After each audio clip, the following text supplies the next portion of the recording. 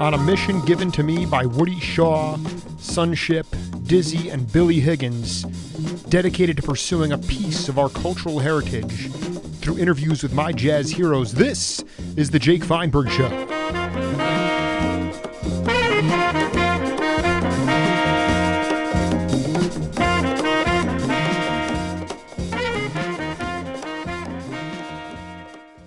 Folks, welcome to the Jake Feinberg Show. Candido was born Candido Camero in Havana, Cuba in 1921 and started his musical career on bass and guitar. But later, in 1946, he switched to bongos and then added conga drum to his repertoire. His first steady job was at the CMQ radio in Havana for 6 years, and he also did 6 years at the Tropicana Club there. In October 1952, Candido came to the United States. For a few weeks, he worked at the Clover Club in Miami, and then he made it to New York City. While in the city, Candy met and became friends with Dizzy Gillespie, who took him over to Lay Down Beat, where Billy Taylor was working. Candy sat in for a few sets and completely flipped everybody. As a result, he stayed on and worked the club for a year. He was probably for the first time in a jazz room. It was probably the first time a jazz room ever had a house bongo player. New York jazz critics soon hailed Candido as the greatest Cuban drummer to come to America since the spectacular Chano Pozo took New York by storm before he was killed in 1950. From the small group scene, Candido went with Stan Kenton in the fall of 1954 and is heard on Stan's record of Bacante. After Stan's band, he freelanced, and previous to his LPs of his own, he was heard with Coleman Hawkins, Woody Herman, George Shearing, Tito Puente, Errol Gardner, Machito, and of course on Manteca with Dizzy. Candido Camero, so much to talk about with you. Welcome to the Jake Feinberg Show. Welcome, Candy. Hello. How are you? It's so what an honor to talk to you, my friend. I wanted to ask you when you switched to the. Could you talk a little bit about communicating through the drum, especially when you were younger, and what it looked like in Havana when you were learning to play the drum? My uncle from my mother's side, his name was Andres. He was a professional bongo player, and I asked him, when I was 4 years old, I would like to be a musician, but I would like to play a bongo drums. So he told me, okay, I'm going to teach you, and you're going to be a good bongo player. I was 4 years old. So then my father, he got 2 empty cans of condensed milk, he put skin on, and that was my first pair of bongos. I was 4 years old. Right. I used to play when I came back from the school every day, coming back from school. I finished my homework from the school, and then I was playing the 2 empty cans, like make believe that was real bongo drums. So my mother used to tell me, you're going to have your hands. And then my grandfather, he used to tell her, let him play. Someday he's going to become very famous all over the world. And I was only 4 years old then. Now, thank God, I'm 91 years old, and I still play all over the world. It's remarkable. Yeah, go ahead. Then 1952, that's when I started playing with all the big name on the jazz field, like Billy Taylor, Dizzy Gillespie, Charlie Parker, Stan Kenton, Randy Weston, Lionel Hampton, Buddy Rich, Machito and his Afro-Cuban. That was on the Latin field. Also Tito Puente, Chico Farrell, Marco Rizzo, Bobby Sanabria, and a few of them. Now, in the pop field, Tony Bennett, Dinah Washington, Billie Holiday, Lena Horne, and I also have my picture is in a book, encyclopedia, on the page 290 from 1962 to 1972. My picture is in a workbook encyclopedia representing the conga drums, and also have a lot of award. The last one was like the jazz national endowment for art. Mm-hmm. On the jazz master. And also, Candido, I have to ask you, when you first came here, some of the jazz cats like Dizzy and Bird, how did you incorporate yourself into the jazz setting? And how did they talk to you about playing jazz tunes but using your bongos? Well, when I finished my contract, like I said before, in the nightclub Havana, Madrid, mm-hmm. then I went to a Palladium ballroom. Tito Puente and Machito was playing there. A friend of mine introduced me to Dizzy Gillespie because Dizzy Gillespie was looking for a conga player. When he introduced me to Dizzy Gillespie asked Machito and Tito Puente if I can play with them one set, and they both say yes. Then Dizzy told me that he liked the way I played. If I can go with him to the Downbeat Club where Dr. Billy Taylor was playing there with his trio. So this asked Billy Taylor, and Billy Taylor said yes. And then from there, the owner of the club, when he heard me play, he asked me if I want to stay there. So they signed me for a year and a half. But the thing is, I don't know, the DC want me to go with him because he liked the way I play Latin, the feel I have for Latin music and the feel I have for jazz, American jazz music. You know. So, but the funny thing was, when DC says something about mañana, I don't understand the rest of what he was telling me. I only know that he would say something about mañana. That's the only thing I understand that time. Yeah. So next day I went back to the Downbeat Club. That's when they only saw me for a year and a half. And Winton Kelly, so that time was the pianist for Dizzy Gillespie from Familia Panamanian, speak Spanish. So he asked me, what happened? You're supposed to go with us. And you hear, when only thing I understand but this is something about mañana. So that's when I came back the next day to the Downbeat, and and they signed me for a year and a half. So then he told Winton Kelly to tell me when I finish my contract there to go with him on the road. That's exactly what happened.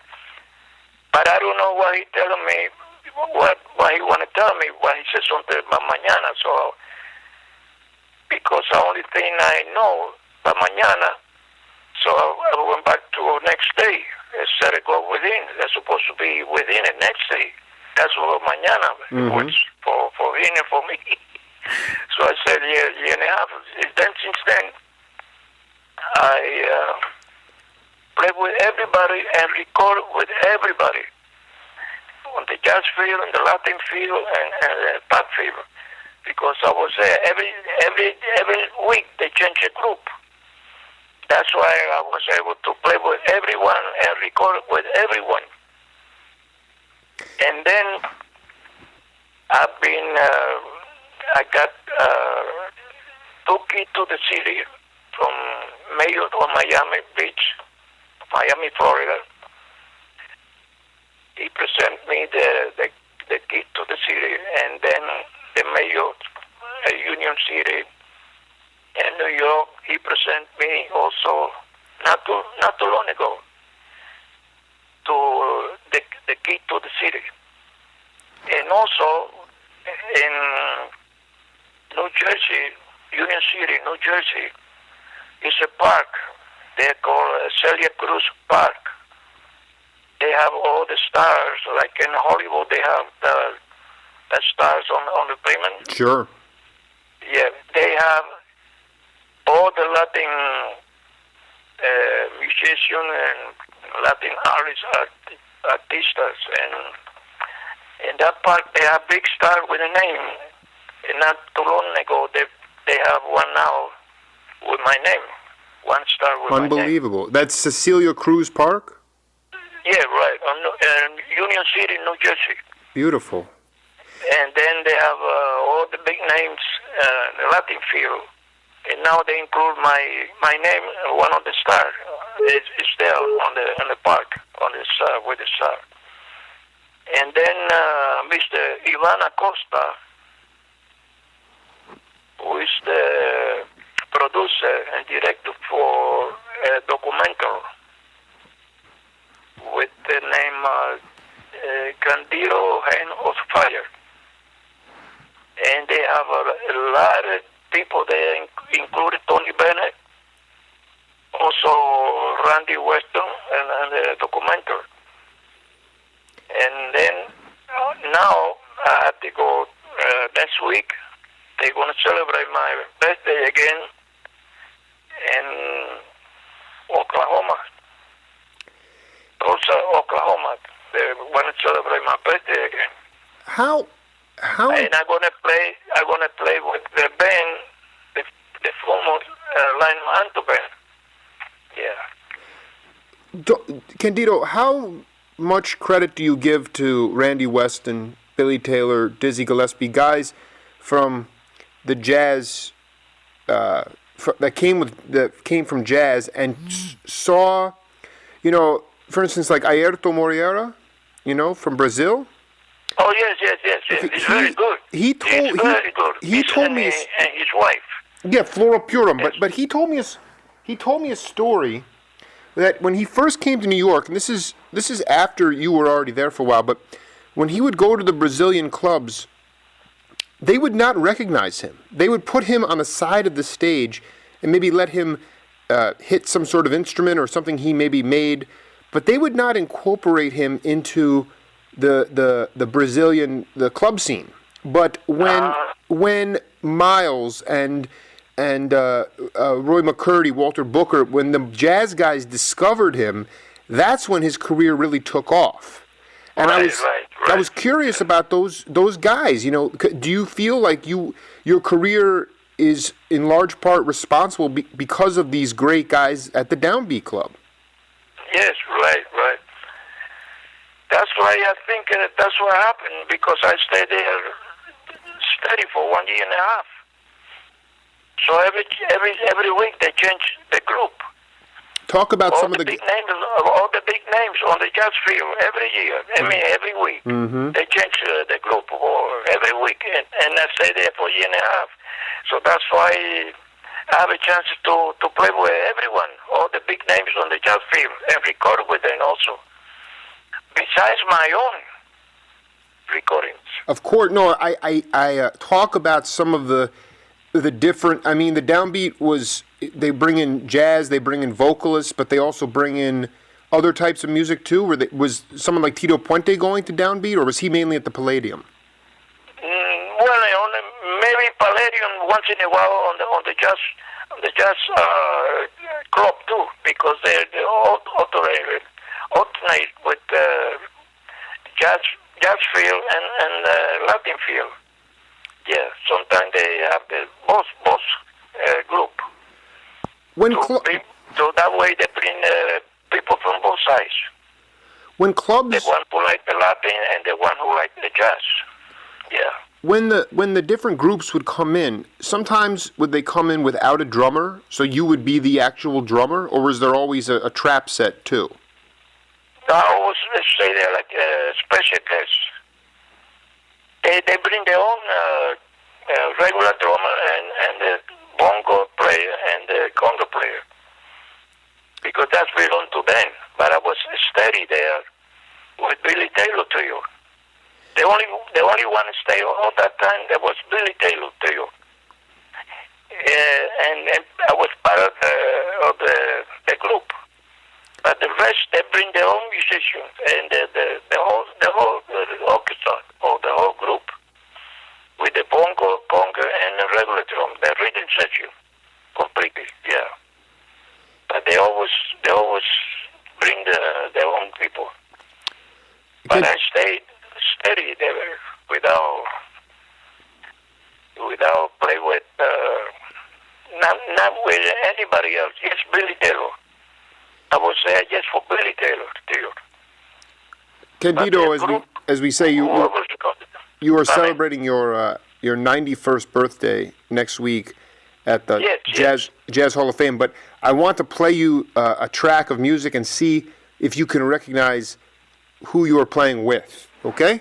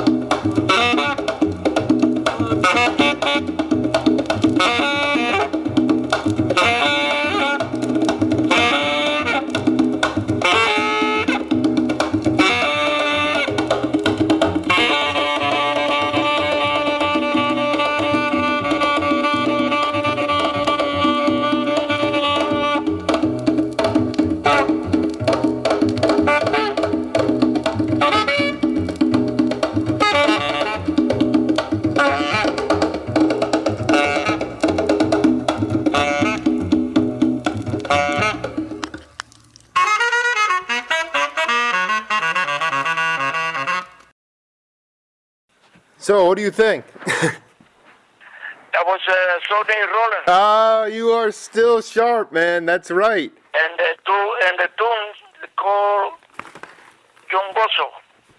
John Goso from 1962 off the Right. Sonny Rollins album, What's New? It's really... And the bass player was Bob Crenshaw. Bob Crenshaw. Ben Riley on drums, although he was not playing on that track. No drum. No Just drum. saxophone, bass, and myself. Candido, Sonny Rollins on saxophone, and Bob Crenshaw on bass, and myself. Only the three of us. You know, you used to be you were a bass player before you were a bongo player. Talk about listening to Crenshaw's bass playing. It's just a very steady beat, a very steady rhythm. You know, talk about that. Talk about how important the bass line is to that kind of the way you and Sonny were playing off each other, because the bass it keeps the beat, it keeps the backbone there. You know. Right. He was like a metronome behind. He kept the rhythm straight. So we can improvise, you know, and have like a talk. If on Sonny on the saxophone and myself on the conga. But back Crenshaw, he was playing straight rhythm on the bass from the beginning to the end. Yes. You know, that's what I mean when you say you guys were having a conversation. You know, you were talking through your instruments, and for my audience, I couldn't think of to ask a better person for you to talk about what it feels like emotionally and spiritually to be able to have conversations through your musical instruments, and you have now done it for 91 years. Right. Talk about that, where, you know, Sonny keeps going. He comes up with a new idea. He blows it out. Then you come up with some conga pattern. Talk about the language of the music.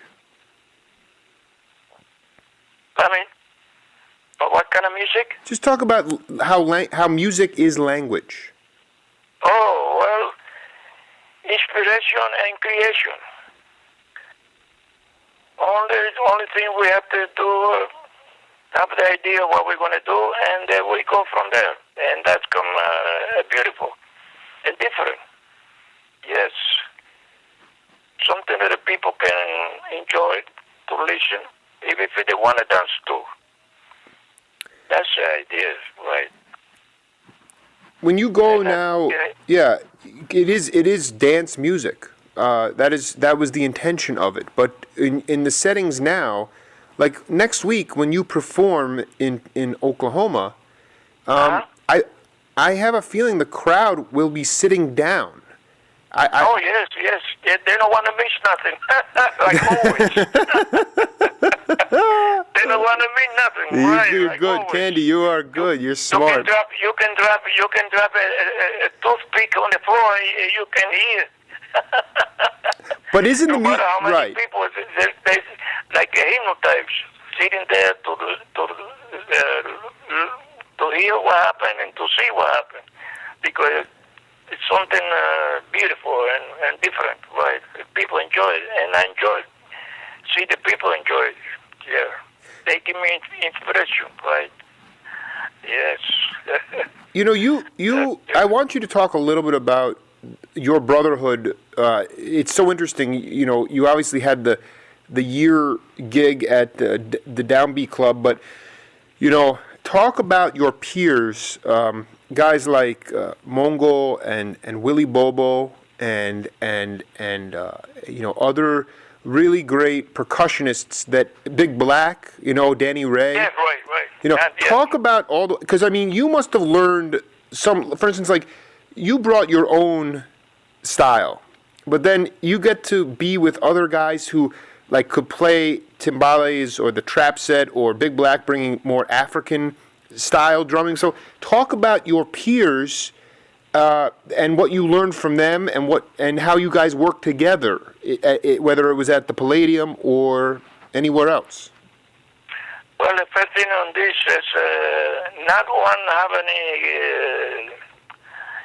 any complex. Everyone have their own style and their own personality, and that's what worked out so good and so beautiful.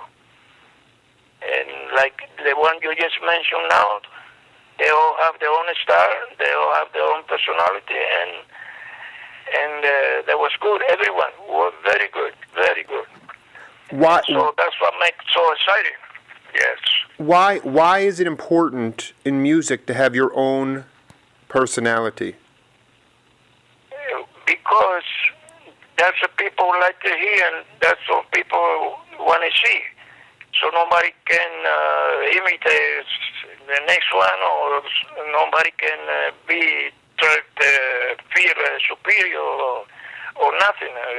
There was a friendly company, everyone, everywhere, the same way, because that's what the people go to see.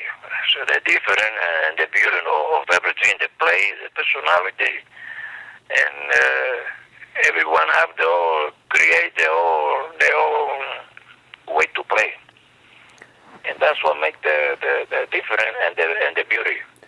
People enjoy that.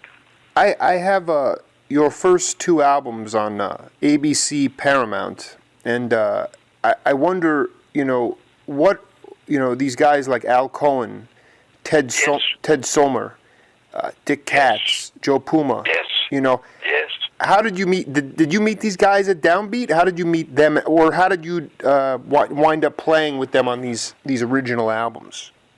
Well, the idea was from the owner of the club. He's the one introduced that idea to get the group, and also Chris Taylor. He was the head of the company, ABC Paramount, and so he's the one pick up the musicians, Chris Taylor. Dick on piano, Whitey on bass, Whitey Mitchell or Red Mitchell. One of them. I think it's a Whitey Mitchell. Yeah, I was gonna say, is that Red Mitchell, yeah, or is that White? There really was a Whitey Mitchell. Yeah, because they're twins. Oh, they're twins. Okay. Yeah. Red Mitchell and Whitey Mitchell. That's why they call a nickname like that, because one was white, and the other one was red. So Whitey Mitchell was on bass, Dick on piano, Al Cohen on saxophone, and Ted Sommer on drums, and myself. And Joe Puma on guitar. And Joe, Candido, it's incredible. Your grandfather knew that you were going to be a star, because your memory, it's incredible. He must have seen some talents outside of just the rhythm that told him that you were going to be a star. This is amazing. Yeah. I think for my audience, I want to play. I've been listening to this first Candido album on ABC Paramount, and I would like to play a song for you, Candido, and then come back. We can talk about it. Okay? Okay. Thank you.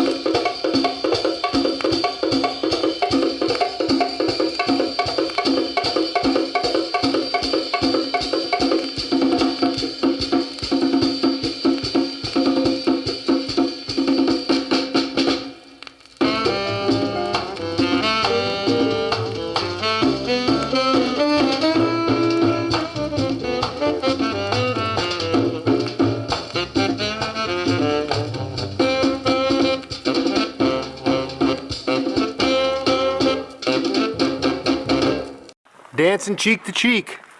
Yes, yes. I was keeping time with the left hand on the conga and improvise with the right hand on the bongos. You were. So it sounded like it was two men there, but it was only me. Oh my. Okay, so take me through that because I was. So you one hand you were keeping time on the conga, but playing on the conga, yeah, and improvise with the right hand on the bongos. Oh my gosh. I was doing like the two men were playing there. It was only me. Because that take a lot of independence and coordination and independence. Yes.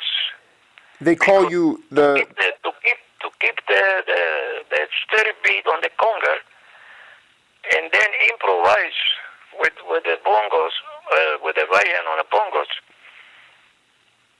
It's something different and beautiful.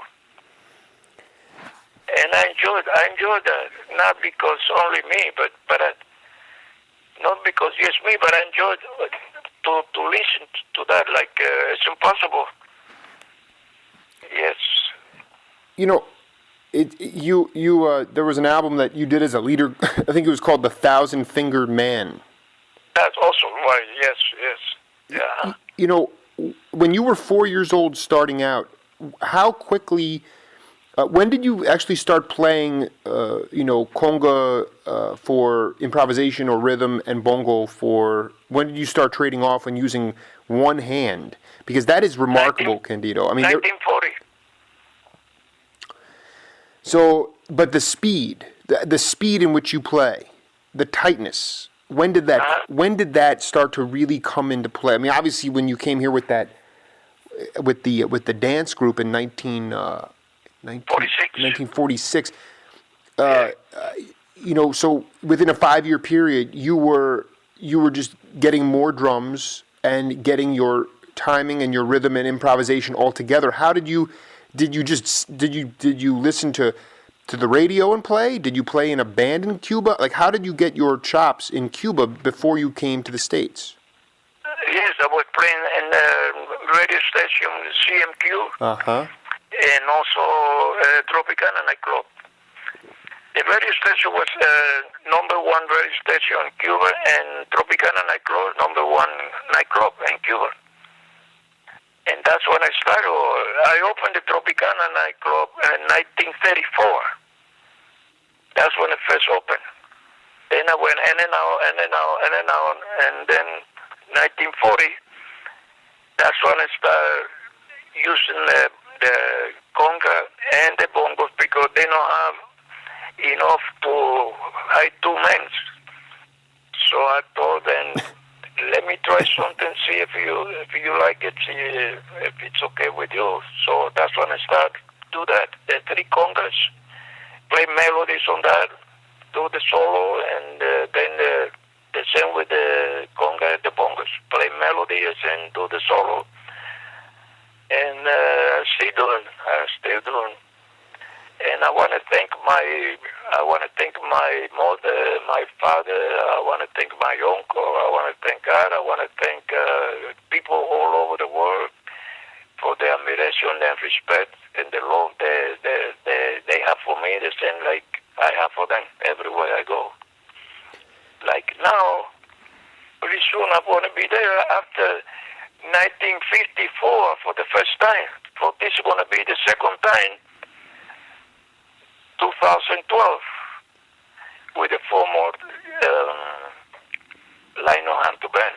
And before I was with the Stan Kenton Band, 1954. Yeah, how was it playing in a big band? With Stan Kenton? I actually don't know this album, but it's called... It's called... The name of the album is House Party. Bacante. Yeah, a house party. House party. So, what... Yeah, but... How did you... And the name of the tune I play I was playing on the concert and also recording called Bacante. Oh, I see. So that's the name of the tune you were played on. Right, Bacante. Bacante sounds me empty.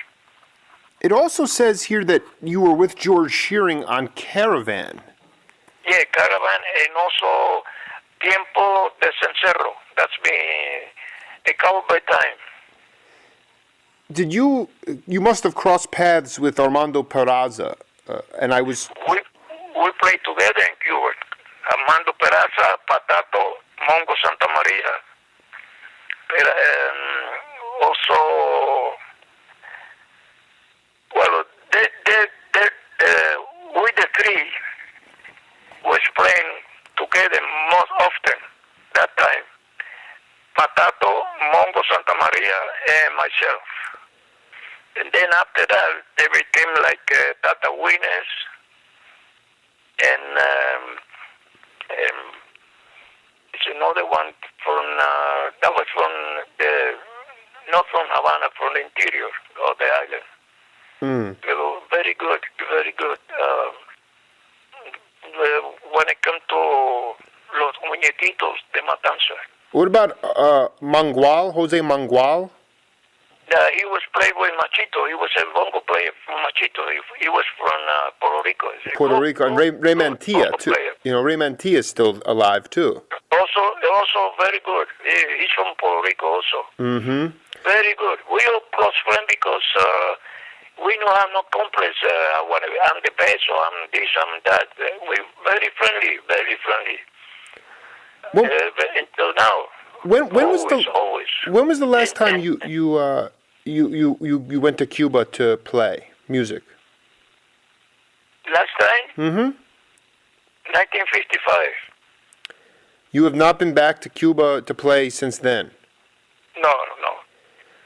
So we don't know if there is a new generation of mongos and candies and patatos down there. Do we know if the drum is still active in Cuba the way it was when you were a boy? Oh yes, that's a traditional thing from Africa. And now is very popular all over the world. The drums, the conga drums, all over the world. They use them for all kind of music, as long as it's good music. Yes. Always. That's never going to finish. Never going to stop. So I just want to go back to two things you said. One was the station. At some point, they could not hire two drummers. So you said to them, "Well, let me try the conga and the bongo together." Uh-huh. And you did that on your own. How quickly did you figure out how to do that in tandem? Right away, because it was necessary. It was necessary. That's right. It's right. Yeah. When it's necessary, then you learn that. Right. And then this trio of Potato, Mongo, and yourself. What were you guys? Were you just experimenting? Were you playing with other instruments? What was that like? Well, my other instruments, they are also recorded with the tres. My father, he taught me how to play the tres when I was 8 years old. My uncle, he's the one told me to play the bongos. And my grandfather, he was the one told me how to play the bass. So all those three instruments, I have pretty good ideas of them, what to do and how to do, and when and how. But when you guys were playing together, Potato and Mongo and you, in a trio, were you just taking solos each time? Yeah, yes. Yeah, we take it turn. We take it down. Right. Oh. Where are those recordings? We not do solo the three of them at the same time. It's impossible because they always say they're gonna look like a dog fight. That's 4,000 fingers at that point. Yes. Hey, Candy, listen. I want to tell you. I hope people are dancing cheek to cheek next week in Oklahoma for your induction into the Jazz Hall of Fame. And I have to say, my grandmother was born in 1916, and she passed away a couple weeks ago. And I just say to myself, you've seen a lot, you've been through a lot, and I just say keep your soul together and keep playing. You will continue to inspire many people, including all those who will be able to listen to this interview. And I thank you for taking the time to do this. I thank you for this interview.